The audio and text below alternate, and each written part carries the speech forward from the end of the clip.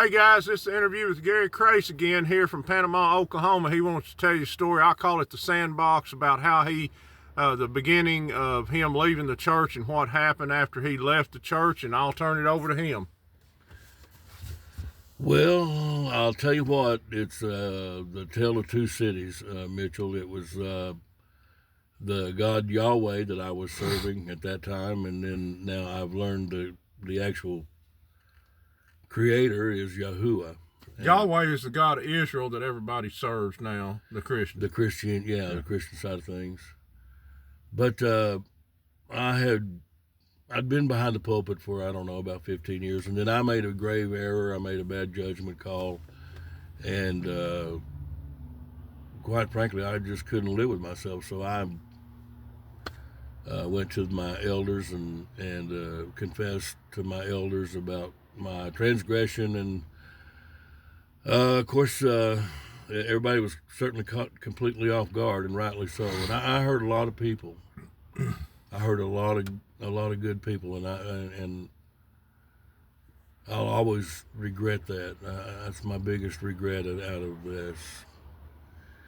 But nevertheless, I tried to do the protocol of the Bible. You know, the Bible says, if a man be overtaken in a fault, ye who are which are spiritual, restore such a one in the spirit of meekness, considering yourselves, lest you also be tempted, and blah, blah, blah. So I did that.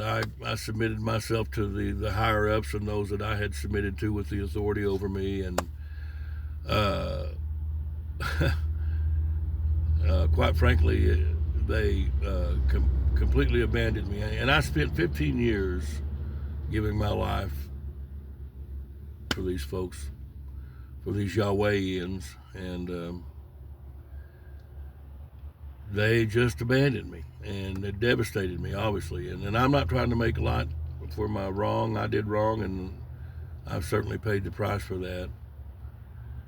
And I can remember I was completely out of everything. I was out of Christianity. I couldn't be a Christian anymore because of what I did, and they were blocking me out of the church. You know, they were killing me and doing God a service.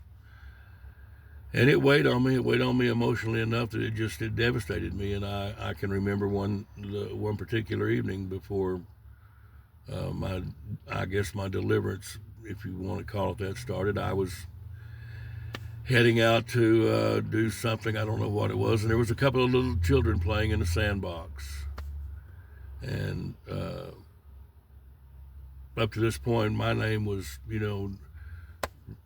don't know if you remember the movie The Ten Commandments, but you remember when Pharaoh smote Moses' name from being, So just to speak my name was not kosher, but and I felt the weight of that. And on my way to my truck, these two children were in the sandbox, and they said, "Sir, would you like to," or "Mister?" They said, "Mister, would you like to play with us?" And it was just the innocency of that moment that those children, they didn't know me, they didn't know what had happened, they just knew that with an innocent heart. I think children can tell, and so that was their way of reaching out, and it changed you, didn't it?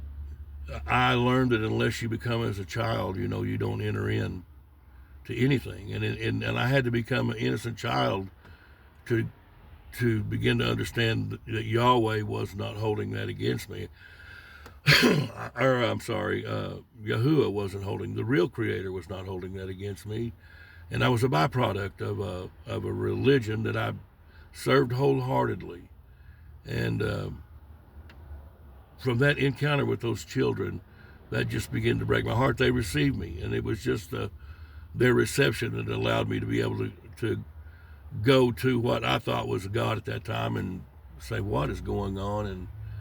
And it was at that moment that I met the true creator. And and I thought I thought, well, I'm in jail now. I'm out of the church. I can't get back in, and I'm in jail. But actually, all along, I'd been set free. I wasn't in jail anymore. You was out of a prison in your mind that you at the time didn't know you was in. Exactly. And I think the lesson that I learned that was the biggest lesson out of all of it was how deceived I was. Mm-hmm. When I look back and I think, my God, Gary, what were you thinking? What were you thinking?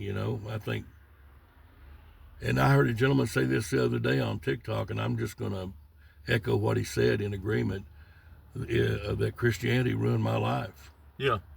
I made the choices, and I take responsibility for my choices, but my choices were based out of a delusion and ruined my life. But from that, I got to meet Mitchell Gaither, and I'm out right here in the Mitchell Gaither studios, alive and doing well. And I'll tell you what, I'm as free as I've ever been in my life.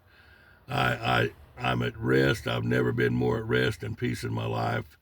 And I found out that God's not in a building and that he's in me, or the creator. And we're sitting here seeing these funny planes fly over us and these weird vehicles drive by, and we still haven't figured out what they are. And in 17s, we get 17s everywhere we go. All over. But the one thing it makes me think of is out of the mouths of babes and unconditional love, like dogs and children and everything else, and that's what you got to get to.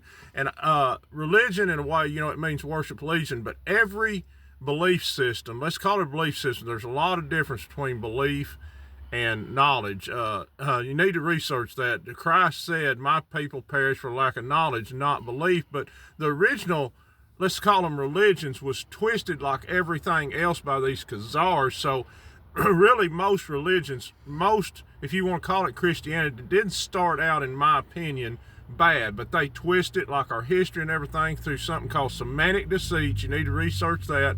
And the word was actually Christ I am, and they turned it into Christian to take your power away and make you think you need something outside yourself to save you. And that's just my opinion. But guys, just remember this story will let you know that what have I told y'all many times before. We make it too complicated. In the end, all that matters is love, kindness, and generosity. That's and forgiveness. It's the only thing you can take with you into eternity, and the only thing will transcend time and space. And Gary will second that, won't you, buddy? Oh, absolutely. Yeah. Well, guys, love you. We're gonna go eat breakfast, do a few more interviews later.